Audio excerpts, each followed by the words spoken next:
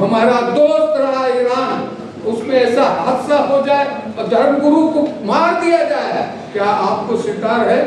For joint exercises with India to the US military authorities, using which they torpedoed and sunk that vehicle, killing almost 100 sailors who were totally unarmed.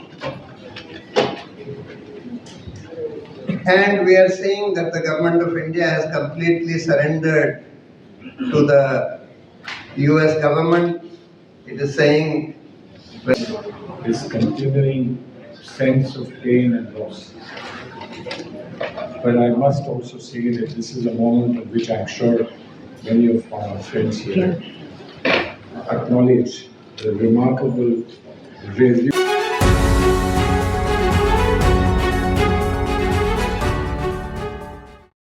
आदेश का पालन करते हैं। हम चुप नहीं थे, हम देख रहे हैं और देख रहे थे। 2-4 दिन लग गए और सबसे पहले वहां गए जहां हमने उन बच्चियों को जाकर श्रद्धांजलि दिए।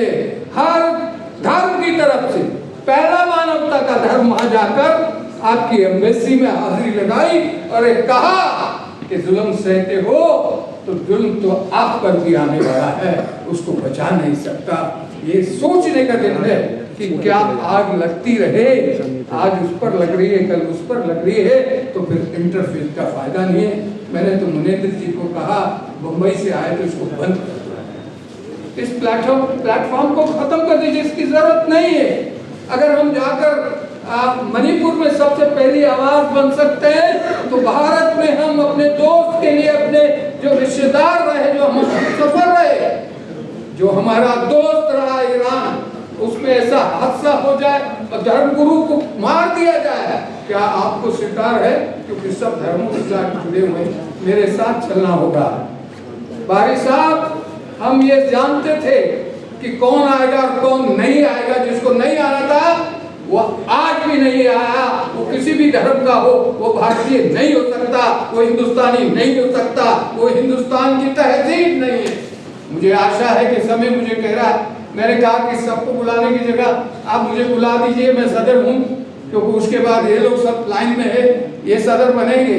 मगर मैं जाऊँ, मगर मेरा जो आइडियोलॉजी है मेरी, वो खत्म नहीं होनी चाहिए, तो आपके हाथ में होनी चाहिए। मजहब के नाम से आपके जब एक पद पर आपके आलोचक पैदा होंगे, उसकी चिंता करने की जरूरत नहीं है कि कौन किसके लिए क्या कहता है। हम कहते हैं कि हम उस परम पिता परमात्मा की संतान है। एक ही ओंकार सतनाम करतार, कर्ता पुरुष निर्भव निर्भय अकाल मूरत। सरदार साहब मुझे क्षमा करेंगे, मगर सबसे नया दुनिया का धर्म सिखिज्म यही कह रहा है, परमात्मा एक परमात्मा की बात करता है और हमारे सारे धर्म एक ही परमात्मा की बात करते हैं। ये कोशिश करें कि हम एक होकर, ये आवाज़ यहाँ तक बुलंद रहेगी। सलीम साहब मुझे क्षमा करें, तो हम कहीं भी स्टैंड नहीं करते हैं। यहाँ झोंकना है, मैं आज आपको राइट्स दे देता हूँ, मुझे झोंक दीजिए।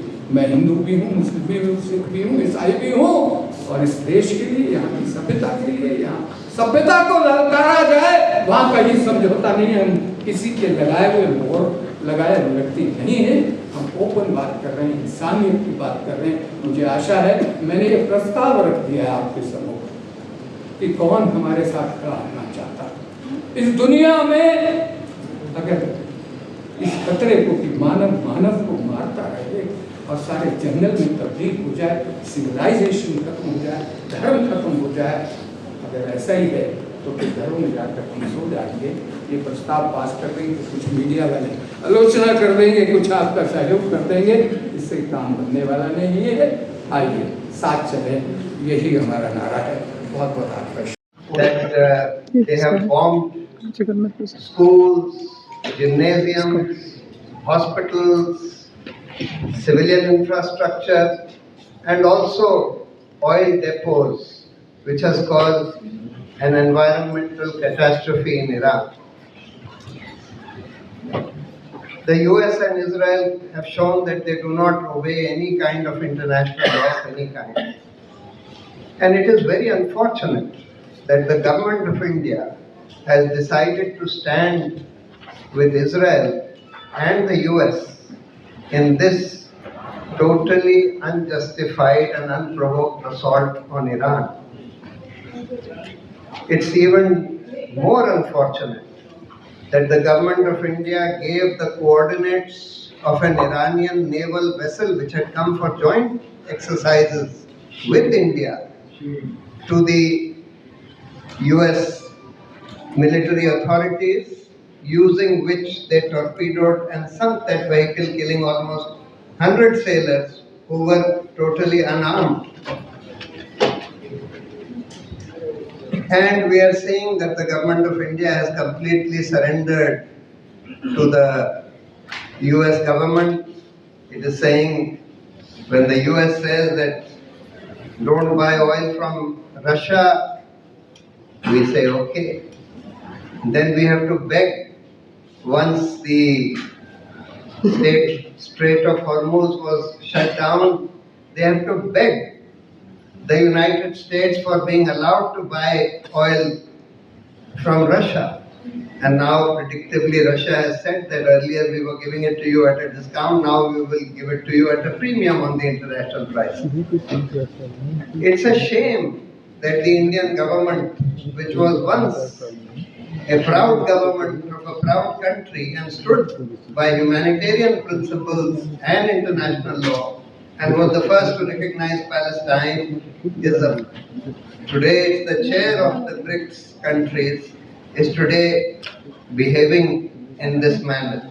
I am really ashamed to find myself a citizen of a government, of a country whose government is behaving in this abominable manner.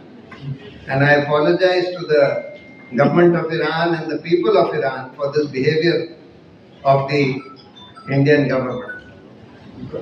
But as you know, the war has progressed in the last 12 days, and today it seems that the US and Israel are begging for some kind of ceasefire and an end to the war, on which Iran has rightly said that now we will have to impose our terms. We will have to ensure that American bases are no longer in the Middle East, that Israel does not have nuclear weapons which it can use to threaten the people of Iran and other people in the world. I think those are absolutely right conditions, and I hope that the war will resolve quickly, but it will resolve on the terms set by the Iranian people. I wish the Iranian people all success, and I again express my apologies for what the Indian government has done. Thank you very much. Thank you Prashant Bhushan ji. मैं अब गुजारिश धर्म और दीन से जुड़े हुए के सारे माइक पूछा कर दो। मालूम चाहता हूँ, मैं फारसी भारत में sir I've had the opportunity to convey my condolence, Raji Akridat, on several occasions. You were very kind in meeting with a delegation on behalf of the party. We hope that from our Islamic Cultural Center we will be able to visit you very soon to add to our voices for this. Today I have few words to express this continuing sense of pain and loss. But I must also say that this is a moment in which I'm sure many of our friends here acknowledge the remarkable resoluteness, courage and determination with which the Iranian people and Iranian leadership have faced these very terrifying times. The tragedy, sir, for you, for us, for all humanity, is that one large group of people who have iman and faith, so to speak, cannot live in peace together. That is the big tragedy. And the great sacrifice, the shahadat of Imam Khomeini, should not go waste, because it's a reminder from him. It's a reminder from him that much can be won by sacrifice, by shahadat, more than what can be won by war and by waging conflict, by conflict. And I believe that's the message that we have to take in our times. We've all grown up as children, we've grown up on the tales of Karbala, and today we are living once again the same tales in our lives. We never thought that this would happen again, but it has happened. And let us pledge ourselves, let us determine to not let this happen again. And in that, the leadership that will be provided by you and all well-meaning good people, I hope will take us out now, coming generations and children, out of the darkness in which we find ourselves. May I just say this to you, that we stand by you as people, and I believe I will not be wrong in saying that you have problems with governments that have warred against you, but even in their countries there are people who are sympathetic, who stand by you. And that is the hope that humanity has, that governments do not decide, people finally decide, and then inshallah people will decide the right path, the path to salvation. Thank you very much, sir. Thank you.